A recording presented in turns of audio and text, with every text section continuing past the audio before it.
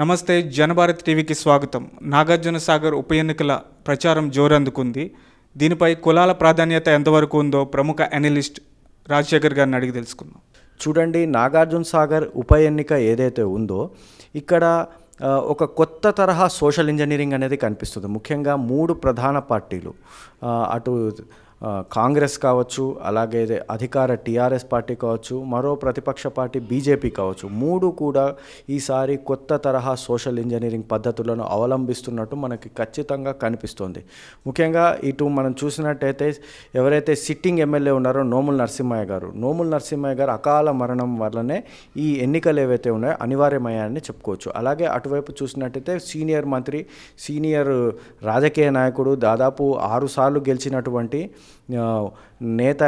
పెద్ద నేత అయినటువంటి కాంగ్రెస్ నేత జానారెడ్డి గారు, మరోవైపు యువకుడు, అలాగే బీజేపీలో కొత్తగా చేరినటువంటి రవి నాయక్ గారు పోటీ చేస్తున్నట్టు మనకు కనిపిస్తుంది. ఖచ్చితంగా ఈ ముగ్గురి సామాజిక వర్గాల నేపథ్యం చూసినట్టయితే డిఫరెంట్గా మనం గమనించవచ్చు. ప్రధానంగా నోముల నరసింహయ్య గారి కుమారుడు ఎవరైతే ఉన్నారో నోముల భగత్, ఆయన యాదవ సామాజిక వర్గానికి చెందినవారు. అటువైపు జానారెడ్డి గారు రెడ్డి సామాజిక వర్గానికి చెందినవారు. మరోవైపు బీజేపీ రవినాయక్ ఎవరైతే ఉన్నారో ఆయన లంబాడా సామాజిక వర్గానికి చెందినవారు. ఈ మూడు సామాజిక వర్గాలు కూడా ఈ ఉప ఎన్నికల్లో కీలక పాత్ర పోషించనున్నాయి. ఇది ఒక క్లిష్టమైనటువంటి సోషల్ ఇంజనీరింగ్ అనేది చెప్పుకోవచ్చు. ఎవరికి వారు వాళ్ళ సామాజిక వర్గాలు ఆయా పార్టీల వెనుక నిలబడతాయి అనేసి ఆ పార్టీలు భావిస్తున్నాయి. ముఖ్యంగా ఇటు మనము టీఆర్ఎస్ వైపు నుంచి వద్దాం. ఇప్పుడు ప్రస్తుతం టీఆర్ఎస్ ఎవరైతే ఉన్నారో నోముల నరసింహయ్య గారు యాదవ సామాజిక వర్గానికి చెందినవారు. మనం నాగార్జున సాగర్ నియోజకవర్గం క్లిష్టంగా చూసినట్టయితే, క్లుప్తంగా గమనించినట్టయితే ఇక్కడ యాదవ సామాజిక వర్గం ఓటింగ్ ఏదైతే ఉందో చాలా అధికంగా ఉందనే చెప్పుకోవచ్చు. అటు యాదవ, అటు గొల్ల కుర్మలు అంటారు. ఈ ఇద్దరి సామాజిక వర్గాల ఓటింగ్ని మనం గమనించినట్టయితే దాదాపు ఒక 45,000 ఓట్ల వరకు ఉన్నాయి. దాదాపు ఇక్కడ మన ఓటర్ టర్న్అవుట్ దాదాపు 30% దాకా మనకి కనిపిస్తుంది. అటువైపు బీజేపీ ఎవరైతే రవి నాయక్ ఉన్నారో వారి సామాజిక వర్గం, లంబాడా సామాజిక వర్గం, ఎవరైతే ఎస్టీలు ఉన్నారో వారి సామాజిక వర్గం కూడా చెప్పుకోదగ్గ సంఖ్యలో ఉన్నది. దాదాపు వారు కూడా అక్కడ ఒక 34 to 35% వరకు ఉండే అవకాశం ఉంది. దాదాపు ఒక 35,000 ఓట్ల వరకు లంబాడా సామాజిక వర్గం ఉండే అవకాశం మనకి స్పష్టంగా కనిపిస్తుంది. మరోవైపు జానారెడ్డి గారు ఇప్పటికే అక్కడ చాలాసార్లు గెలిచి ఉన్నారు. ఆయన ఓటింగ్ అనేది ఒక స్పష్టమైన ఓటింగ్, ఆయనకి ఒక సాలిడ్ ఓట్ బ్యాంక్ అనేది అక్కడ మనకు స్పష్టంగా కనిపిస్తుంది. ముఖ్యంగా మనకి కాంగ్రెస్కి ఏదైతే ఉందో అటు రెడ్డి సామాజిక వర్గం దాదాపు ఒక 25,000 ఓట్ల వరకు అక్కడ మనకి నాగార్జున సాగర్లో కన్సాలిడేటెడ్గా మనకి కనిపిస్తున్నాయి. మరోవైపు మైనారిటీలు కూడా అక్కడ పెద్ద సంఖ్యలోనే ఉన్నట్టు మనకి చూడొచ్చు. అలాగే ఎస్సీలు కావచ్చు, అలాగే ఎస్టీలు కావచ్చు, ఇలా అన్ని సామాజిక వర్గాల్లో కూడా ఎక్కడికక్కడ పాకెట్స్గా విభజించబడి ఉన్నట్టు మనకు కనిపిస్తుంది. అయితే ఇవన్నీ ఓట్లు కూడా ఆయా సామాజిక వర్గాల ఓట్లు ఆ పార్టీలకి గంపగుత్తుగా పడతాయా లేదా అన్నది ఆ పార్టీల పర్ఫార్మెన్స్ని బట్టి ఉంటుంది. ఆ లీడర్లని ప్రజలు నమ్మడాన్ని బట్టి ఉంటుంది. మనకి గతంలో మనం గమనించినట్టయితే మనము సంఖ్యాపరంగా ఇప్పుడు చూద్దాము. నాగార్జున సాగర్ కాన్స్టిట్యున్సీలో ప్రస్తుతం ఉన్న ఓటర్లు 1,91,666 మంది వరకు ఉన్నారు మనకి. అంటే దాదాపు 1.9 lakhs ఓటర్స్ ఎవరైతే ఉన్నారో మనకి ఇప్పుడు ఈ ఉప ఎన్నికలో ఓటు వేయడానికి సిద్ధంగా ఉన్నారు. అయితే మనము గత ఎన్నికలు అంటే 2018 ఎలక్షన్ రిజల్ట్స్ మనం గమనించినట్టయితే మనకి ఓటర్ టర్న్అవుట్ వచ్చేసి దాదాపు 1,80,802, అంటే దాదాపు 86% ఓటింగ్ అనేది మనకి ఇక్కడ నమోదైనట్టు మనం గమనించవచ్చు. 2018లో అంటే దాదాపు ఒక 3 సంవత్సరాల క్రితం ఈ ఎన్నికల్లో ఈ పరిస్థితి మనకి కనిపించింది. ఇందులో మనకి గమనించినట్టయితే టీఆర్ఎస్ నుంచి నోముల నరసింహయ్య గారు, ఆయనకి దాదాపు 83,655 ఓట్లు పోలయ్యాయి. అంటే పర్సంటేజ్ ప్రకారం చూసినట్టయితే 46.34% వరకు ఆయనకి నోముల నరసింహయ్య గారికి మనకి పోలైనట్టు కనిపిస్తుంది. అలాగే జానారెడ్డి గారికి ఓట్లు మనం గమనించినట్టయితే దాదాపు 75,000 884% వరకు మనకు పోలైనట్టు కనిపిస్తుంది. ఇది పర్సంటేజ్ పరంగా చూసినట్టయితే 42.04% వరకు మనం గమనించవచ్చు. ఇక బీజేపీ నుంచి గత ఎన్నికల్లో కంకణాల నివేదితారెడ్డి గారు పోటీ చేశారు. ఆమెకి 2675 ఓట్లు మాత్రమే పోలయ్యాయి. అంటే మనం స్థూలంగా గమనించినట్టయితే ఇది కేవలం 1.48 ఓట్లు మాత్రం, అంటే చాలా నామినల్, నోటా కన్నా తక్కువ పడ్డాయని అన్నారు. అది చాలా వరకు నెగ్లిజబుల్ అనే చెప్పుకోవచ్చు బీజేపీకి పాత్ర గత ఎన్నికల్లో మనం గమనించినట్టయితే. అయితే పూర్తిగా మనకు పోలైన ఓట్లు మెజారిటీ మనం గమనించినట్టయితే టీఆర్ఎస్కి 7771 ఓట్ల మెజారిటీతో గెలిచినట్టు మనం కనిపిస్తుంది మనకి నోముల నరసింహ. అదే 2014 ఎన్నికల్లో మనం గమనించినట్టయితే నాగార్జున సాగర్ నుంచే ఇక్కడ మనకి ఒక ప్రధానంగా మనం గమనించవచ్చు జానారెడ్డి గారు గెలిచారు. అప్పుడు జానారెడ్డి గారికి పోలైన ఓట్లు ఏవైతే ఉన్నాయో 69,684 ఓట్లు పోలయ్యాయి ఆయనకి.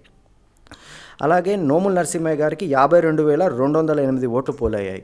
అంటే పర్సంటేజ్ పరంగా గమనించినట్టయితే మనకి 42.72% జానారెడ్డి గారికి పడ్డాయి. అలాగే నోముల నరసింహయ్య గారికి 32.62% ఓట్స్ పడ్డాయి. అంటే ఇద్దరికి మధ్య దాదాపు 10% తేడా ఉంది. అయితే ఇక్కడ మనం గమనించాల్సింది టీడీపీ అప్పుడు చాలా బలంగా ఉంది. 2014 ఎన్నికల్లో టీడీపీ పోటీ చేసినప్పుడు అక్కడి నుంచి కడారి అంజయ్ యాదవ్ గారు పోటీ చేసి ఆయనకి దాదాపు 27,858 ఓట్లు పోలయ్యాయి.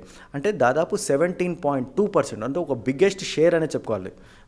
17% ఓటింగ్ అంటే చాలా మామూలు విషయం కాదని చెప్పుకోవచ్చు. ఆ ఓటింగ్ రావడంతో జానారెడ్డి గారు దాదాపు 16,780 ఓట్ల మెజారిటీతోనే ఆయన గెలిచారు. అప్పుడు కూడా మనం పోలింగ్ పర్సంటేజ్ చూసినట్టయితే దాదాపు 80% పోలింగ్ అనేది మనకు నమోదైనట్టు గమనించవచ్చు. అంటే 1.63 lakhs ఓట్స్ మనకి పోలైనట్టు గమనించవచ్చు. అయితే రెండు ఎలక్షన్స్లో మనం గమనించినట్లయితే ఇక్కడ మనకి ఒక ప్రధానంగా మనకి 2018 ఎన్నికల్లో టీడీపీ అన్నది లేదు. టీడీపీ మహాకూటమితో కలుపుకొని వచ్చింది. టీడీపీ మహాకూటమితో కలుపుకొని రావడం వల్ల ఈ జానారెడ్డి గారికి అడ్వాంటేజ్ అయింది. కడారి అంజయ్ యాదవ్కి గతంలో 2014 ఎన్నికల్లో ఏవైతే 27,000 ఓట్లు పోలయ్యాయో అవి ఆయనకి అడ్వాంటేజ్ అయ్యాయి. తద్వారా ఆయనకి ఏమైందంటే 75,884 ఓట్లు పోలాయి. అంటే గత ఎన్నికల్లో గెలిచింది 69,000కి అయితే ఓడినప్పుడు కూడా ఆయనకి 6,000 ఓట్లు పెరిగాయి ఆయనకి. అంటే మనకి మహాకూటమి కొంచెం వర్కౌట్ అయింది. అంటే టీడీపీ ఓటింగ్ ఏదైతే ఉందో ఆయనకు వైపు టర్న్అవుట్ అయినట్టు మనం గమనించవచ్చు. అయితే నోముల నరసింహయ్య గారికి మాత్రం ఒక భారీ చేంజ్ అనేది మనకు కనిపించింది. ఆయనకి గత ఎన్నికల్లో ఆయనకి 52,000 ఓట్లు పడితే 2014 ఎన్నికల్లో 2018 ఎన్నికలకు వచ్చేటప్పటికి ఆయనకి దాదాపు 83,000 ఓట్లు పడ్డాయి. అంటే దాదాపు ఆయనకు 30,000 ఓట్లు, ఏదైతే 30,000 ఓట్లు ఆయనకి అధికంగా పడ్డాయి. ఆయనకి చాలా గెయిన్ మనకి స్పష్టంగా మనకు కనిపిస్తుంది. ఇక్కడ ఆయన విన్నర్గా నిలవడం, జానారెడ్డి గారికి ఓటింగ్ శాతం పెరిగినప్పటికీ నోముల నరసింహ గారు అంతకు మించి ఫలితాలు ఆయనకు రాబట్టగలిగారు. అయితే ఇక్కడ మనం గమనించాల్సింది ఏదైతే ఉందో 2014లో యాదవ సామాజిక వర్గానికి చెందినటువంటి కడారి అంజయ్య యాదవ్ గారికి దాదాపు 17% ఓట్లు పడ్డాయి. కానీ ఆ ఓటింగ్ ఆయన 2018లో పోటీ చేయలేదు, పోటీకి దూరంగా ఉన్నారు. దానితోనే ఆ ఓట్లు ఏవైతే ఉన్నాయో యాదవ్ సామాజిక వర్గం ఓటింగ్ నోముల నరసింహయ్య వైపు మనకి టర్న్అవుట్ అయినట్టు మనకి స్పష్టంగా కనిపిస్తుంది. తద్వారా ఈ 17% ఓట్లు ఏవైతే ఉన్నాయో అందులో కొద్ది శాతం, అంటే ఒక 5 to 6% మాత్రమే జానారెడ్డి గారి వైపు, అంటే టీడీపీ ఓటింగ్ ఏదైతే ఉందో అది 5 to 6% మాత్రమే కాంగ్రెస్కి టర్న్అవుట్ అయినట్టు మనం గమనించవచ్చు. మిగతా ఓటింగ్ దాదాపు 11% వరకు మనం గమనించినట్టయితే అది మొత్తం టీఆర్ఎస్ వైపు టర్న్అవుట్ అయినట్టు మనం చూడొచ్చు. అందువల్ల నోముల నరసింహయ్య గారికి అక్కడ ఒక ప్రధానమైన అడ్వాంటేజ్ అన్నది మనకి కనిపించింది. ఇది ఒక అడ్వాంటేజ్ అనే చెప్పుకోవచ్చు టీఆర్ఎస్కి ఏదైతే ఉందో. ఈ సామాజిక వర్గాల పొందిక మనం గమనించినట్టయితే యాదవ సామాజిక వర్గం ఓట్లు గత ఎన్నికల్లో మనకి గంపగుత్తగా నోముల నరసింహయ్య గారికి పడ్డట్టు మనం స్పష్టంగా మనకి కనిపిస్తోంది. అలాగే జానారెడ్డి గారికి కూడా ఆయనకి ఒక అడ్వాంటేజ్ ఉంది. ఆయనకి స్పెషల్గా ఆయనకంటూ ఒక ప్రత్యేకత ఉంది. ఆయనకు మంచి ఫాలోయింగ్ ఉన్న లీడరు. ఇప్పటికే ఆయన దాదాపు ఇది 7వ అనుకుంటా, ఆయనది దాదాపు 7 సార్లు గెలిచి ఉన్నారు. ఇప్పుడు ఆయన గెలిస్తే మరోసారి ఆయన అసెంబ్లీలోకి అడుగుపెట్టే 8వ వరుసగా అడుగుపెట్టే అవకాశం ఉంది. అయితే ఇక్కడ మనము అటు బీజేపీ ఏదైతే ఉందో, బీజేపీ ఇప్పుడు కొత్తగా ఒక జనరల్ సీట్లో తొలిసారిగా ఒక ఎస్టీ క్యాండిడేట్ని నిలబెడుతున్నారు. ఇది ఒక రకంగా చెప్పాలంటే ఒక కొత్త పొలిటికల్ పోలరైజేషన్కు ఇది ఒక నాంది అనే చెప్పుకోవచ్చు. ఎక్కడైతే సాధారణంగా మనకి జనరల్ సీట్స్లో చాలా వరకు ఓబీసీలు కావచ్చు, అలాగే జనరల్ కేటగిరీకి సంబంధించినంత వరకు ఓసీలను ఎక్కువగా నిలబెడుతూ ఉంటారు. కానీ తొలిసారిగా ఒక ఎస్టీ క్యాండిడేట్ని ఒక జనరల్ స్థానం కేటాయించడం అనేది బీజేపీ ఒక ప్రయోగాత్మకంగానే ఇక్కడ ఒక ఎస్టీ క్యాండిడేట్ని నిలబెట్టిందని మనం గమనించవచ్చు. ముఖ్యంగా ఎవరైతే ఈ డాక్టర్ రవికుమార్ గారు ఉన్నారో ఆయన ఒక డాక్టర్, అక్కడ ఆయన ఒక గవర్నమెంట్ డాక్టరు, అలాగే యువకుడు, కేవలం 35 సంవత్సరాల యువకుడు. అతను రాజకీయాల్లో ఇప్పుడిప్పుడే ఆయన ఎదుగుతున్న వ్యక్తి. అందుకే వాళ్ళు ప్రయోగం చేస్తున్నారు. నిజం చెప్పాలంటే ఆయన గెలుపు గుర్రమా కాదా అనేది ముందు ముందు తెలుస్తుంది. ఎందుకంటే ఇంకా ప్రచారం చాలా రోజులు ఉంది.